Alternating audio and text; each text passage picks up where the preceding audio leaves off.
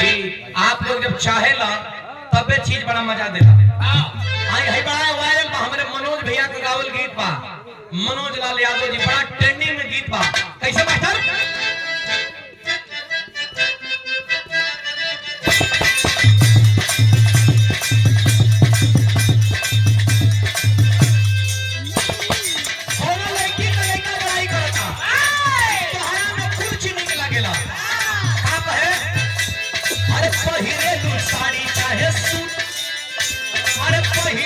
साड़ी चाहे सूट सलवार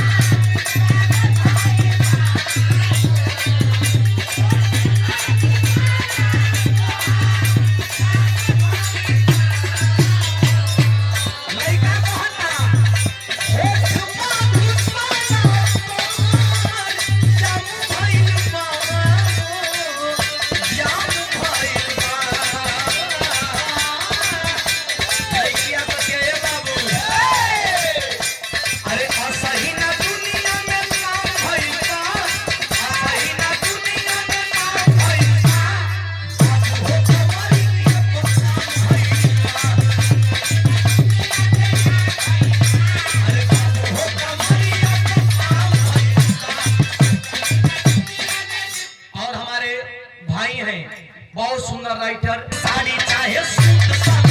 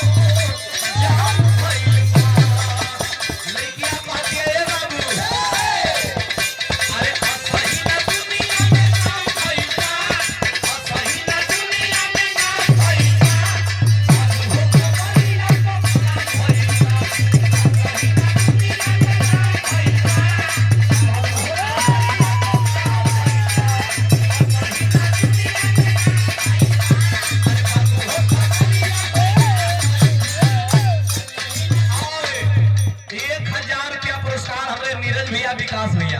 अरे वाह वाह, हम जानत नहीं कि तनकी से हिलैला पर जौन करेंट लागल बा वही में तबे तार में लाइन आई। हम नयका लोगन का दुख बुझत हई।